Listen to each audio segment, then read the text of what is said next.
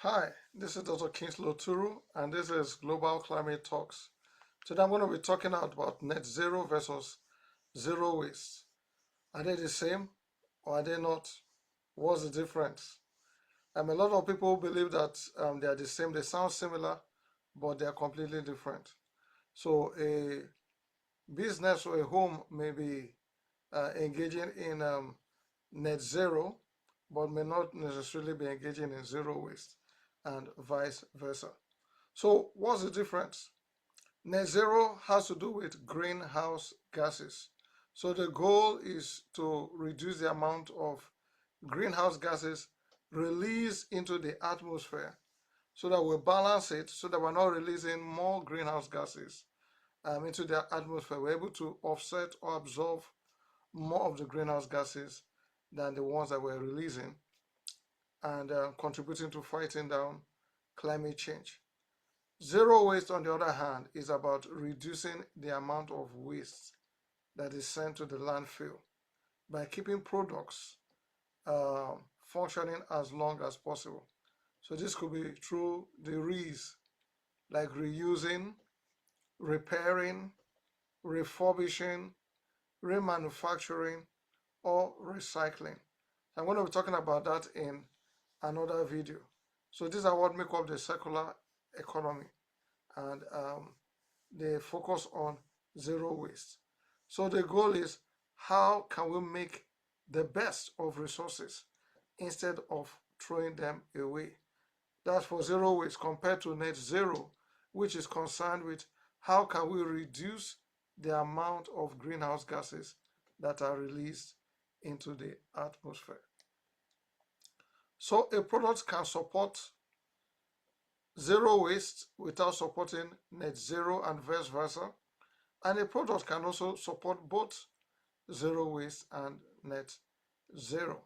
So for example, let's take the case of an anesthetic machine that runs on nitrous oxide. Nitrous oxide is one of the greenhouse gases. So towards the end of life, we could do a couple of things to that machine. One of the things that we could do is to decommission that machine and send it to the landfill and upgrade it to a better machine that doesn't use nitrous oxide.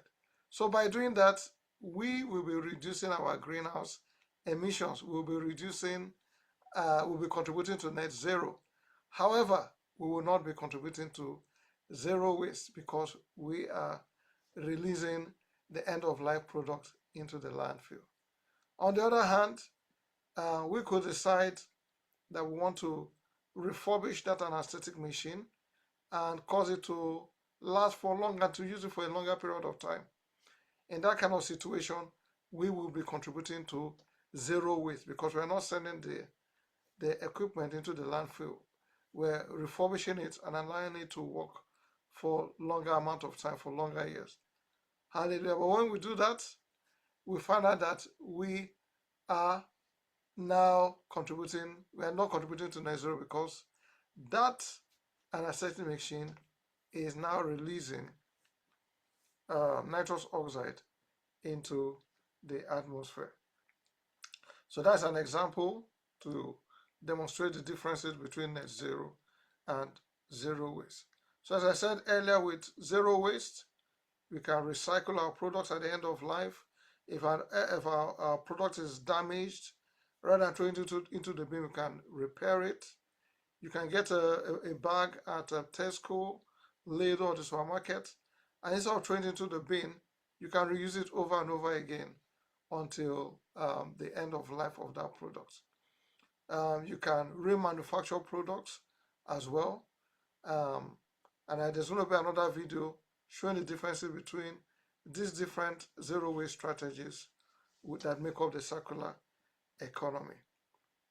So that's for zero waste. So what about net zero? What are the things we can do that can make a big difference? We could switch off equipment when not in use, turn off the lights, upgrade old appliances and heating systems to more energy efficient ones, use of devices such as air source heat pumps, ground source heat pumps, especially when constructing new buildings, using renewable electricity where possible, for example, solar panels, Also measuring our carbon footprint and developing a net zero policy.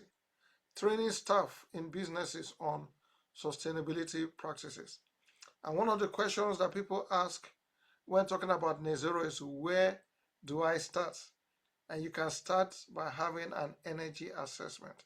When you have an energy assessment, we are able to get the baseline of what your carbon footprint is and how much energy you are using, how much electricity, how much gas, how much electricity and gas you're using, and how much carbon are you releasing into the atmosphere. You're able to assess your carbon footprint, and then you can be able to make improvements from there. And we can be able to support you with that. You can click on the link for a webinar or to book a session with us, and we can show you how you can do that. What are the benefits of achieving net zero? Well, lower energy bills. When you reduce the amount of energy you use, you automatically reduce your energy bills. I gave an example some months ago. I traveled and I put off my television set, the station with the Xbox, with the hi-fi, and I ended up saving £30 a month, which is about £360 in a year, which can be used for holiday. So you have lower operating costs, better staff engagement, especially the Generation Z are more interested in climate change, improved sustainability, greater environmental reputation, even greater opportunities to win contracts. A lot of government organizations now want you to prove that you are green in order for them to give you contracts.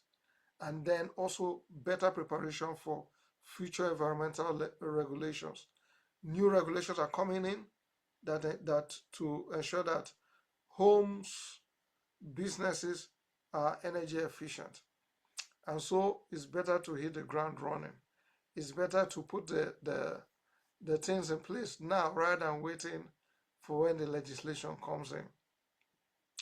And reducing emission, as I said, would help you save lots of money. So the key message is very simple.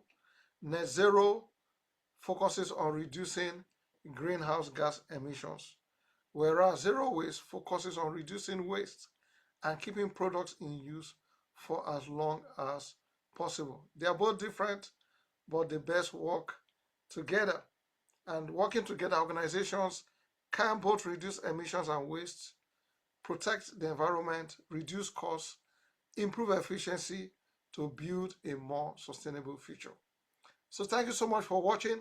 If you found this video helpful, please don't forget to like, subscribe, and share to others that may want to learn more about sustainability and the journey towards a greener future.